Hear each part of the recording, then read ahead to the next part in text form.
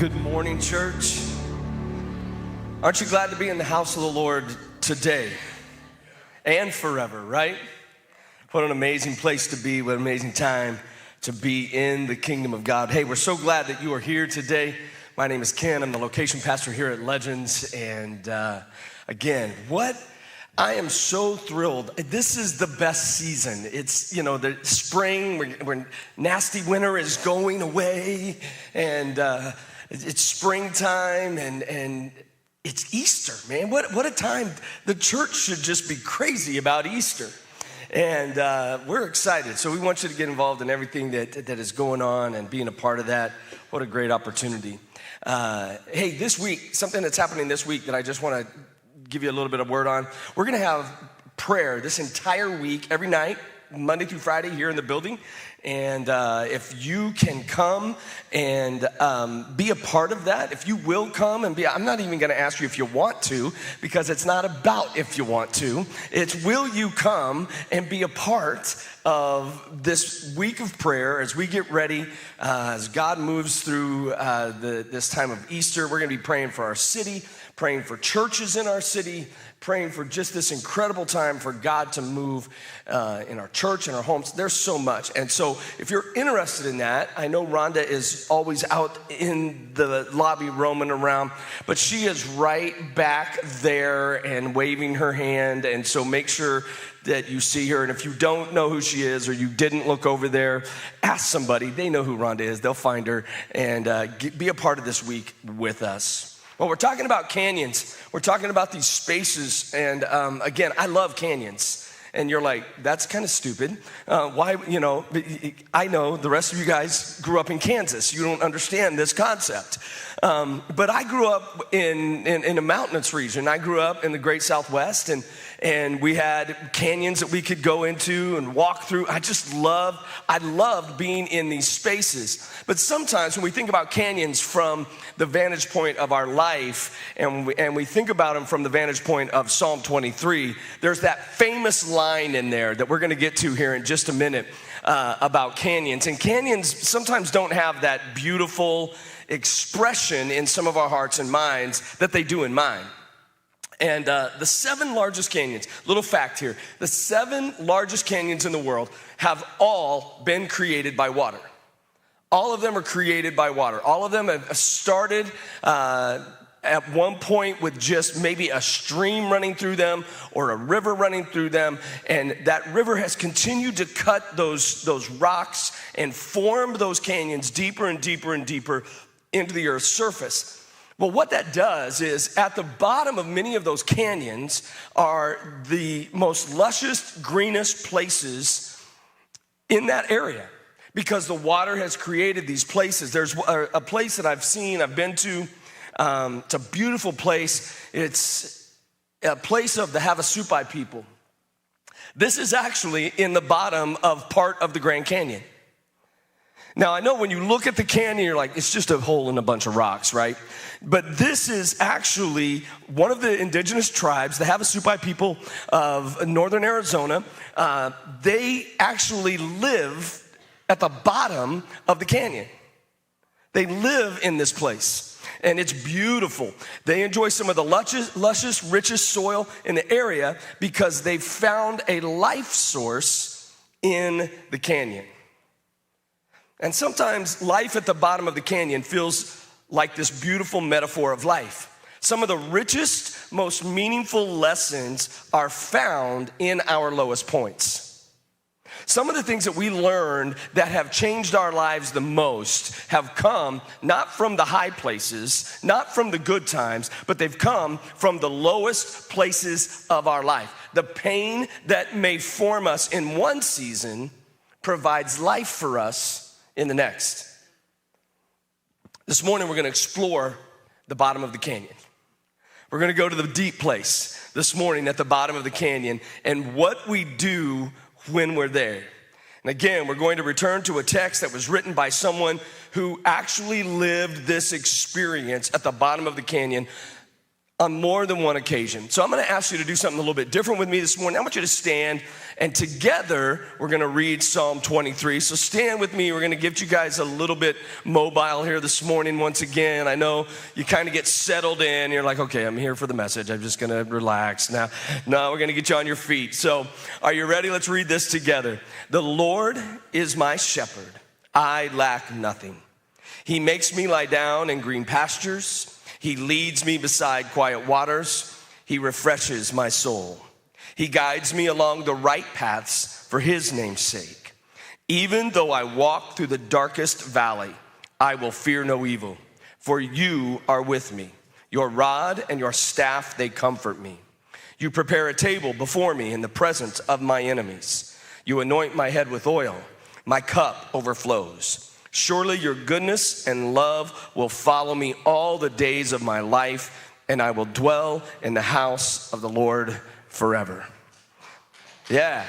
Now that is the word of God. And so what we need to come to is a point where we either agree with that or we don't. And we have this church word that says I agree, and it is amen. Amen. You can be seated.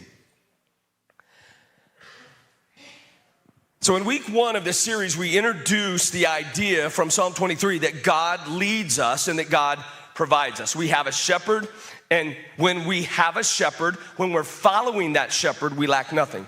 When we're following that shepherd, we lack nothing. When we're not, that's when lack comes into our lives. In week 2, we broke down how God nourishes us in the best places. In week 3, last week, we discussed how and where God continually guides us.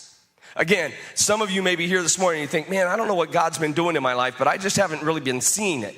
Well, it's probably because you either have your compass in your pocket or your compass is pointed to the wrong direction. Because God is constantly guiding us. God is our guide. And so this week we are going to recognize, the most recognized verse of them all. Even though I walk through the valley of the shadow of death. We call it the funeral verse because we use it at every funeral, right? The original language either means valley of the shadows, or it means deep darkness, or it means deep gloom. And so David is saying, even though I'm in these deep, dark, gloomy, disturbing places, even though I'm at these unclear times, you're with me. Theologians have noticed that coming out of verses 1 through 3, there's a shift in how David writes. David would probably, if there was an English teacher in David's kingdom, he would have got red marks on this paper because he switches tense. You can't do that in a paper like this. You know, he goes from one tense to the next, but he switches right here. He makes a change. Coming into verse 4, there's a shift in perspective. In the first 3 verses, we read about how God is leading and guiding. But then in verse 4, it shifts, and there's a concentration on where the psalmist is walking, and there's an awareness that God is there. So David is not focused so much on where he's going, but he's now focused on where he's at. There's also a big shift in landscape. In the first 3 verses that we're hanging out in green pastures, we're at still waters. We're in these quiet places. We're in the pastures, right? David talks about lacking nothing and how everything is taken care of. But in verse 4, he's now walking through dark, lifeless valleys of potential fear. Sometimes, not sometimes, all the time, that's how life is.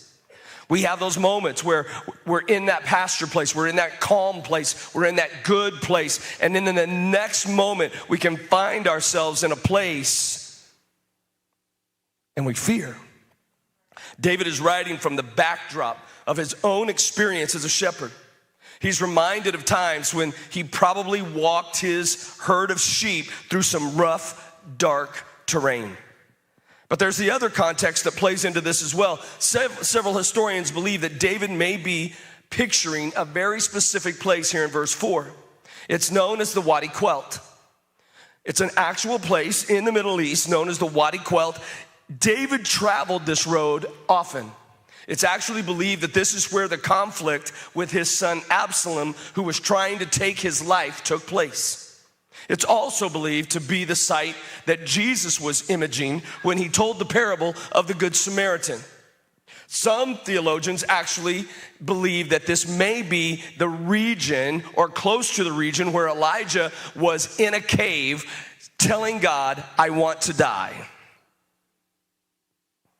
This ravine actually runs from Jericho to Jerusalem. It's a 20-mile distance that people would walk. It was very rugged. It was very unsafe. It was a treacherous path, and it created a lot of fear. And so David sets a scene of darkness and fear in the middle of the wilderness. As a shepherd, he's beginning to realize, I have a shepherd, but there was this time where I led my sheep through this place. As his kingdom is crumbling and his son is rebelling, David is in this personal dark valley filled with a lot of shadowy understanding. David is looking at some things in his life and going, I think I know what that is, but I don't know what that is. It wasn't black and white at this point in David's life. And in this psalm, David is teaching us how to handle the valleys that we face.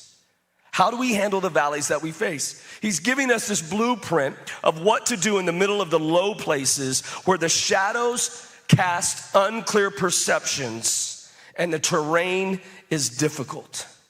When we get into those places in life where it feels like every step we take is painful, where it feels like every step causes us to stumble, where we're unstable in everything that we do, and everywhere we look, there's a shadow, there's something that could be right around the next corner. That's what David is trying to describe here. So what do you do in those places? What do you do as you're leaving the doctor's office with that result? What do you do when you've heard your spouse say those words? What do you do when you're waiting for your kid to come back to Jesus? What do you do when there's more bills than there is money? What do you do in those moments? The first thing you got to understand is this: you can't avoid the valley. You cannot avoid the valley. David says, even though I walk, David goes, I'm gonna go through it. I'm gonna walk this. Nobody plans this trip, but we all walk through the valleys. We all do it. We all have that friend, or maybe even are that person that had so much planned, and then we find ourselves using the phrase, life happened. You've got it all lined out. You've got everything planned. And then it's like it all exploded. And the only thing that you can say in that moment is, life happens. I don't know what, I don't know why, it just happened. Meaning that we found ourselves in a place that we didn't plan to go through. Maybe a relationship changed or illness set in. There were money issues. The roof started leaking. The kids needed braces. Peanut butter went up 75%. That's a true statement, by the way. I looked it up. Peanut butter, people, 75% more. Life happens, huh? You know, we make plans sometimes and then life happens. We think we know what's gonna happen. We think that we've got it all figured out. And then a valley shows up and we have to walk through it. Proverbs 19:21 said, many are the plans in a person's heart, but it is the Lord's purpose that prevails. Yes, we can plan. Yes, we can have an idea. Yes, all of you type A personalities with your list and your check boxes, you're fine. You're weird, but you're fine. You can plan, but we have to understand that God has control of it all, right? Sometimes we don't avoid the actual valley. Sometimes we try, but we can't avoid. But sometimes we try to escape it by increasing our pace. I'm just gonna get through the valley. I'm just gonna do everything. I'm just gonna move as fast as I can through the valley. The psalmist specifically says, even though I walk. He's not running through the valley. He's not sprinting through the valley. He's not doing everything that he can possibly do to get through the valley as fast as he possibly can. See, too many times we try to hurry through these dark, shadowy seasons because we just want them over with. I don't know if you've ever been in a big city late at night and you're walking and maybe you're not sure where you are and you have to walk down a side street. I'm telling you right now, you walk a little different than you do in the daytime. In the daytime in New York City, you're walking around going, oh, this is kind of cool. At nighttime, you're like, I got to get out of here. But that's how we do the valleys too. The valleys, we want to put our head down and we just want to rush through. But in our rush to move past them, we may be missing the very things that we need to be learning. As we're trying to push as hard as we can to get through them, we may be missing what we're there for in the first place. Rushing through them, we can misstep. We can encounter the roughness of the terrain or even cause harm or hurt to our lives or to somebody else. As we're trying to get through, we have to remember the reason that we are here is because the Lord is my shepherd. Say, why am I in this valley? Because God has led you here. Why would a great, good God lead me to this place? Because there's something you need. And when he's your shepherd, you lack nothing. See, we get it all backwards. We're thinking, oh, God, you're so good that your protection is going to put me on the mountaintop all the time. No, sometimes his protection puts us in the valley so that he can lead us to that place and so that we can be better so that the next time we have to go from here to there, we know the way. See, there are valleys that we need to walk through because God is taking us somewhere. Sometimes when we're in the deep places, we ask questions like, what's wrong with me? What did I do to deserve this? We tend to compare our spirituality with other people who seem to have it easier in life. We come to church on Sunday morning and go, I don't know what they're doing, man, but God must just love them more than me. I don't know. And it can be difficult when you want better, but you need to understand God is giving you different, not better. God is shaping you into something different according to his plan. So here's what you do in the valley. Stay faithful. Stay patient. Stay in step with the shepherd. Because, number two, valleys are the pathway to purpose. Valleys are the pathway to purpose. Even though I walk through the valley, even in the transition from the good shepherd leading to green pastures to the awareness of things just got tough, David isn't expressing a lot of alarm. David isn't shocked because the shepherd isn't shocked. Again, sometimes we get into the valley and we're startled and we're shocked and we somehow think God should be shocked too. God, you should be aware of this. God, you should be feeling what I'm feeling. But the shepherd isn't shocked. We know the valley, or we need to know the valley is part of the intentional journey the shepherd takes the sheep on. The valley is part of the intentional journey that the shepherd is leading us on. He would have to journey through the valley to get to the other mountain. By journeying through the valley, the shepherd is taking the sheep to the next green pasture. And believe it or not, it's the best route. It's the best route. You say, oh, I could definitely find another route through this, Ken.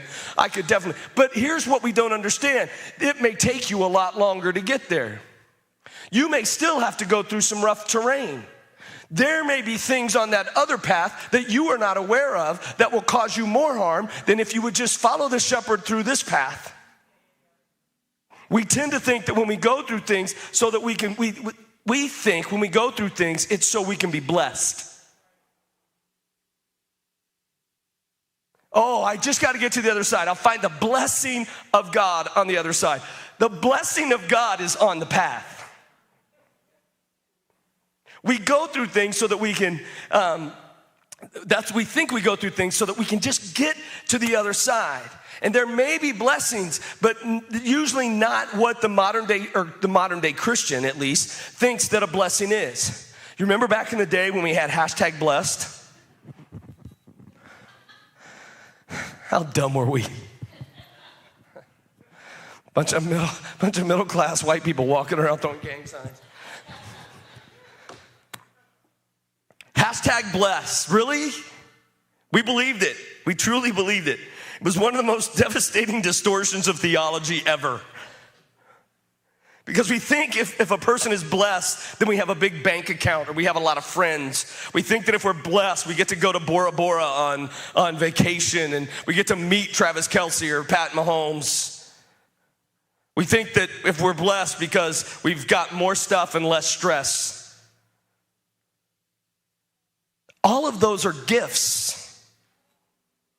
Those are gifts that come from God. True biblical blessing is this: knowing you have a relationship with Jesus. That's being blessed. That's what blessing is, that I am in relationship with God. Deuteronomy 28:1 says, if you fully obey the Lord your God and carefully follow all his commandments I give you today, the Lord your God will set you high above all the nations on the earth. If you fully obey, if you follow, God will place you. All these, what's the next word?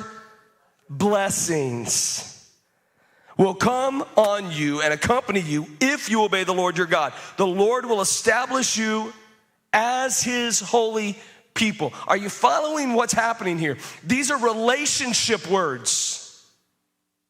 He's describing a relationship connected to how we receive blessing. Isn't it interesting, again, that these are the same similar words that a shepherd-sheep relationship would have? If you obey, if you follow, I will take you on high. I will set you on high. I will establish you as a group, as my people. These are shepherd-sheep words. It's relational. Blessings can only be given and received through a relationship. If you look back at the Old Testament and when it was time for blessings to come out, it was because the Father was ready to bless his Son. It was a relationship that was there. Blessing is about knowing that your future is secured. Yeah, that needs to settle in for a minute because I knew that would not get a huge shout. Being blessed is knowing that your future is secured. Again, the Lord is my shepherd, I lack nothing. That's the blessing. Blessing is about knowing that this valley that you're going through, this valley that you're dealing with, it's a pathway, not a parking lot. It's not a place you're staying. Truly understanding blessing is knowing that there is the blessing is there before it's there. To be able to say, yes, I am blessed. Right now, I feel beat up, but I'm blessed. Why? Because I know my future is secured. Why? Because the Lord is my shepherd. I don't lack anything. Blessing is about, again, knowing that you are provided for and protected. Blessing is about receiving an inheritance from God no matter what. See, there is a purpose to every place that God is leading you. And the valley of the shadow of death is merely a pathway to that purpose. I know it may sound crazy, but if we learn to accept the valley, then we'll get quicker to the outcomes of God. Oh, but see, that's the problem. We want to go through the valley so that we get the outcomes of Ken. Hey, God, as I'm going through this valley, let me tell you what I need on the other side. Let me explain to you how this is going to work, shepherd. But see, if we understand what blessing is, we will accept it as an acknowledgement that we follow Christ. See, Christ accepted his valley. You realize that? As he journeyed to the cross, See, if our understanding of blessing is right, and it's not, but if it was, then Jesus would have been less blessed as he went to the cross. He would have been in deficit as he went to the cross. He was purposed. He was purposed. Why? Because that pathway was a pathway to purpose. So as you're accepting this valley, don't let the valley scare you. Even though I walk through the valley of the shadow of death, I will not fear. Do not fear is one of the most recognized commands in all of the Bible. Abraham, Moses, Joshua, David, Ezekiel, Elijah, Daniel, I can go on and on and on. All of these guys were given this command. Perhaps the most recognized moment of this command, it's kind of funny, actually happened with a bunch of shepherds. Luke 2, and there were shepherds living out in the fields nearby, keeping watch over their flocks at night. I know, it's the wrong holiday. We'll get back to this one. You guys are all Easter ready, and you're like, we're going back to Christmas? What's he doing? An angel of the Lord appeared to them, and the glory of the Lord shone around them, and they were terrified. And the angel said, do not be afraid. I give you good news that will cause great joy for all the people. Again, here's what this proves. This proves that even things with great outcomes can initially be startling in our lives. There are some things that God wants to do in your life that when it shows up, you're gonna go, whoa, ooh. Are you sure about that? Really? Yeah. The question is, why does God give this command and comfort people with this command so many times? Why does God do it? 365, some theologians believe, I have never counted, just seems kind of weird to me. 365 times, do not fear is in the Bible. One for every day. I get, yeah, it's kind of catchy. Why? Because we all fear. We all fear. I don't care how big and bad you are. I don't care where you grew up. I don't care if you were the meanest person on your block. Everybody fears. Everybody fears. We all feel fear in the darkest valleys. And there is a physiological response to situations that scare us, that startle us, or that disturb our spirits. When there's a loud noise, or when someone jumps out from the shadows. I learned that very young. I thought it would be funny to jump out from around a corner and scare my dad one time. We lived in a trailer at that point, and it was kind of a weird little thing around the corner, and I was just standing there. I was about 6, and I just kind of did my kid thing and went, ha! I only did it once. I only did it once, yeah. Why? Because there's always gonna be a reaction, right? We have this physiological reaction that takes place to things that scare us. So if we all feel it, if we all experience it, then what is God saying? Why is God saying don't fear? God says when you feel fear, here's what it is. When you feel fear, don't succumb to it. Don't be led by the fear that you feel. Don't be led. Remember what this psalm is all about. The Lord is my shepherd. What he's saying is, don't be led by the fear. Be led by the shepherd. This journey, every journey needs to start with that same declaration. The Lord is my shepherd. I'm following God's lead. I lack nothing. Even in the dark, deep valleys, we have to choose who we follow. Are we led by the shepherd, or are we going to be led by fear? Because see, fear can make you stop. Fear can make you turn around. Fear can make you run in the wrong direction. Fear can make you doubt. Fear can make you sin. And so what he's saying is, don't follow the lead of fear. In the Hebrew language, it's interesting, this word for evil, I will fear no evil. It's an interesting word in the Hebrew language. By rule, every word in the Hebrew language has to have 3 characters to it. Has to. That's just kind of a rule in how they created their language system. The word for evil does not. It only has two, R-A, Ra. That's kind of evil. Ra, I don't know if that's why they did it that way, if it just kind of came out, I don't know. But so it's a 2-character word. So what they would do is they would add a third letter, and that third letter would say what the fear was, right?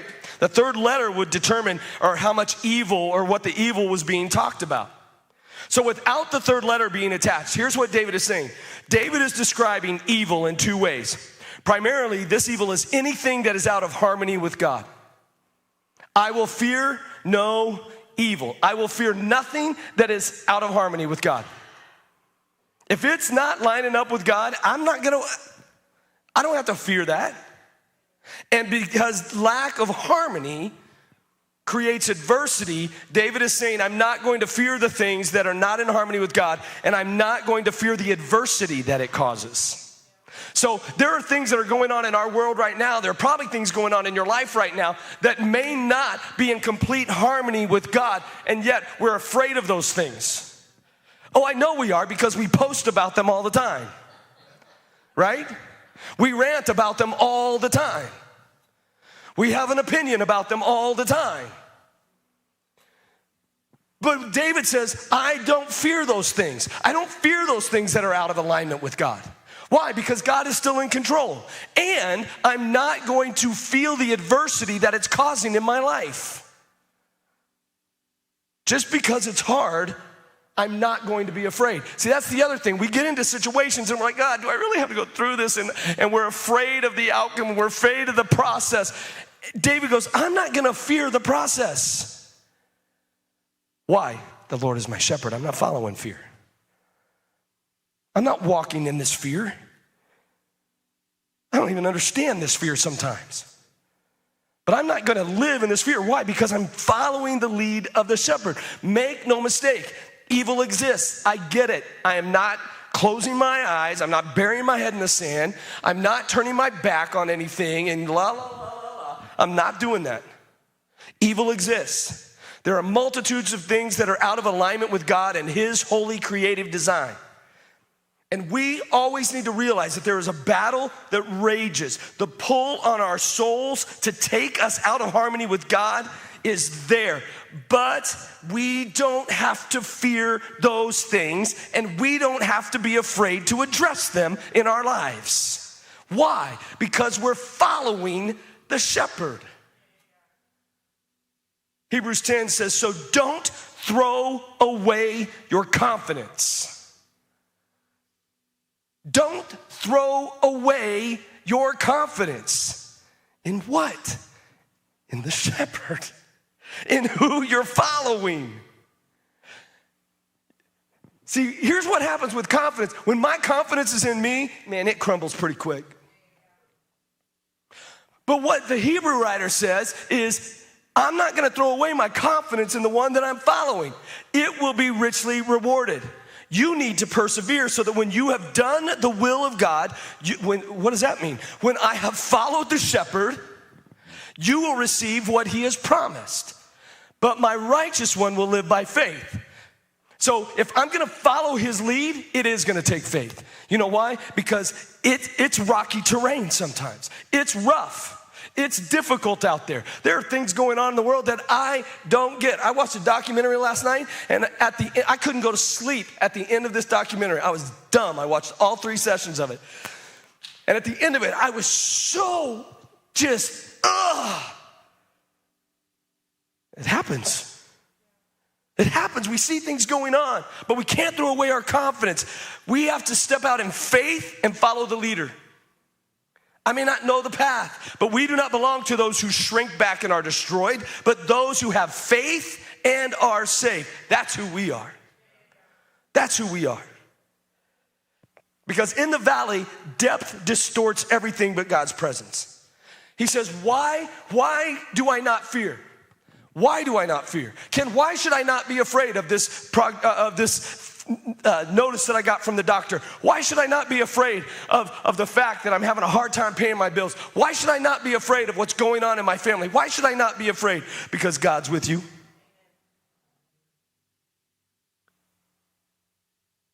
Is that all you got, Ken? Yeah, that is all I got. That's what the psalmist David said. I'm not going to fear because God is with me. Why? The biggest reason that we don't need to fear is because God is with us and he is leading us. Because see, God's presence, and this was a promise that God made, God's presence allows us to overcome everything we face in life. It makes provision to allow everything we face, to overcome everything we face in life. John 16:33, Jesus said, I have told you these things so that in me you may have peace. In this world you will have trouble. Oh, I hate that verse. But take heart, I have overcome the world. So when David says, I will not fear because you are with me, it is the precursor to this verse right here that Jesus says, see, you don't have to fear what's going on around you. You don't have to fear what's happening in the midst of your life. You don't have to fear those things. Why? Because I am with you and I have overcome those things. Jesus says, I've told you all these things. See, the disciples were about to walk through the darkest valley of their life. Literally, they were about to walk through the valley of the shadow of the death and departure of Jesus. But God would send the Holy Spirit to be with them, to continue to guide them, to continue to care for them, to continue to teach them. No matter how dark the situation gets, no matter what we go through, we need to recognize that the presence of God is with us. And without recognizing and aligning with God's presence, that's when we get consumed and confused by the evil of the world. Say, well, if God is here, Ken, let him do his thing. Well, that's like going, hey, air is here, let it do its thing. We feel sometimes like we're the only one. We feel sometimes like we're alone. We feel like no one cares. We may even lose hope. We only see how deep things are. It's funny, this thing called depth perception. Depth perception takes what is in 3 dimensions and limits it down. Meaning, I don't see the full picture. I may only see what is physically happening. I may only see how I feel about it, but I don't see that God is in it. I may only see 2 of those definitions of my life, but God says there's a 3rd. I am with you. There's something that I know about shadows. There's shadows right now on the stage. Look, I have a shadow right here. Right there. Right there. You know why that shadow's there? It's not because there's darkness in the room, it's because there's light in the room. When I walk through the valley of the shadow of death, the light is there. If you currently are feeling the dark valley, I'm going to encourage you to turn your life over to Jesus. It's time to surrender to God. It's time to follow him, to let him walk with you, to let him lead you and guide you, protect you and care for you. Because every action in the valley is leading and bringing you to comfort. Every action of God is doing this. Your rod and your staff, they comfort me. There's been a lot of bad theology on this phrase right here. Growing up, I heard it all. Here in the valley, David introduces 2 specific ways that God leads us. Along with the presence of God, which is comforting, we have specific actions of God. Things that God is equipped to do and be by the very nature of his character and to let us know that he is there. So what happens when you don't think you hear God's voice? What happens when you think, I can't hear the shepherd? How do you know that he's there? He uses a rod and a staff. The rod was used to ward off predators. It was used to actually examine the sheep. When their wool would get matted down and they would get injuries or they would get burrs up under the wool, the shepherd would be able to take that rod and be able to lift that and to see the injury and to deal with it. The rod was used to count the sheep. The shepherd would hold the rod out like this, and the sheep would go under and he would tap them gently and he would count them so that he knew exactly where they were, and they knew that they had been counted as a part of him. The rod is with us. It's a sign of protection and care. The staff was used to hook the sheep when they wandered off. Yep, it's not always comfortable when God does that. It was used like an extension of the shepherd's arm and the voice in the lives of the sheep. It was a sign of authority and power and direction. See, God redirects us when it's needed for our good, and the intent was leading us to his best.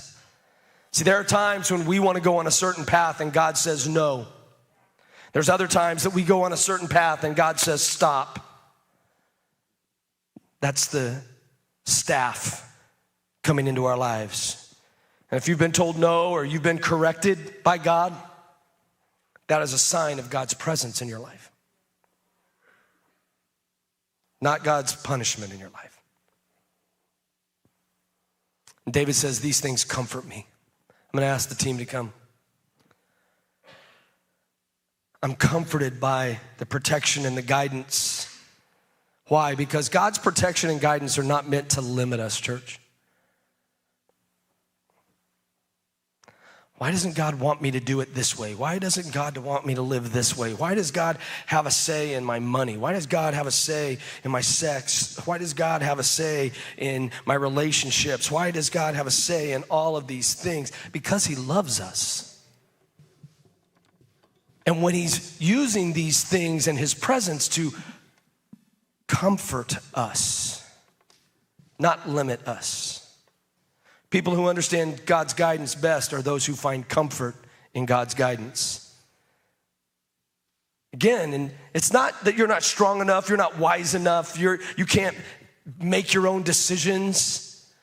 But sometimes it's just better to give it over to somebody who knows more than I do.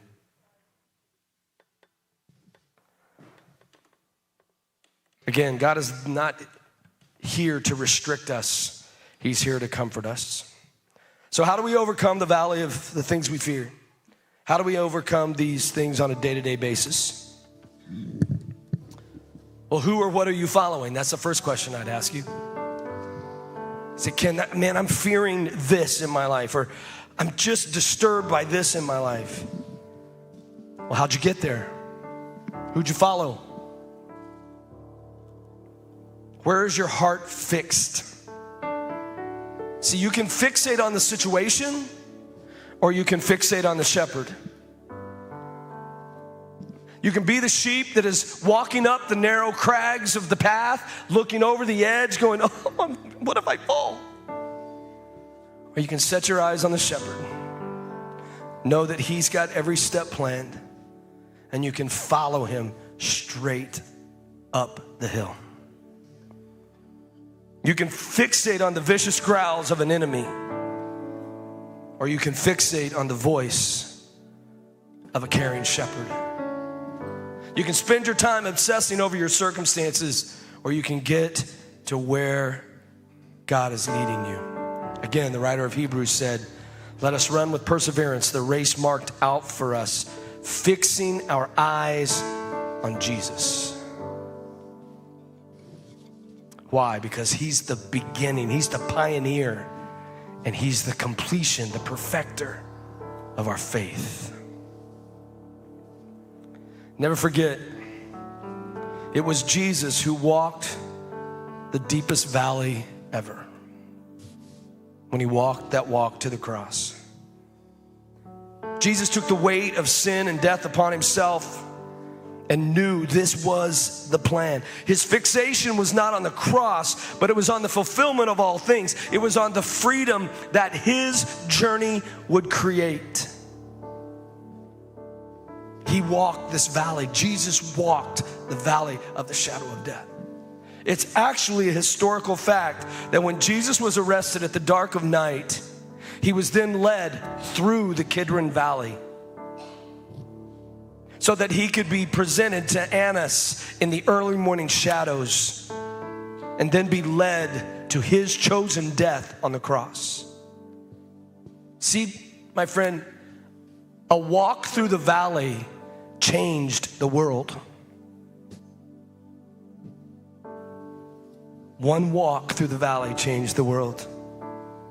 But it's also true that when Judas realized his guilt, he journeyed across a different valley to the south of the city of Jerusalem, the valley of Hinnom,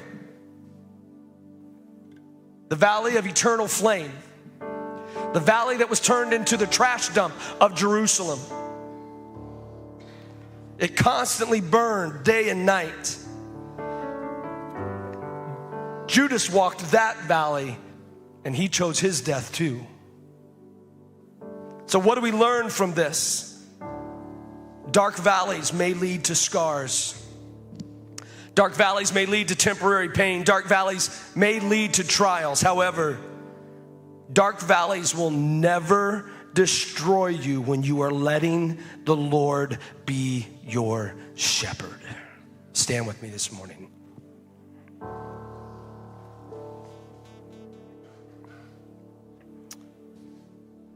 Maybe you're in this place, the valley of the shadow of death, a dark place, a deep place, a rugged place, a painful place. Are you trying to hurry through the valley? Are you trying to avoid it? Are you trying to get around it? Are you parked in what should be a pathway? Oh, we do that. We get into these valleys, we get into these dark places, and we sit down and we throw a pity party instead of seeing it's where we need to be moving towards purpose. Are you fixated on the fears? Are you distressed, disturbed, and unable to get settled in your spirit? Could it be that you need to recognize God's presence and surrender to God's care, even maybe settling or coming into God's correction? You say, Ken, why do I need to do this? Because he's with you. You say, Ken, it can't be that simple. Yes, it can. The Lord is my shepherd.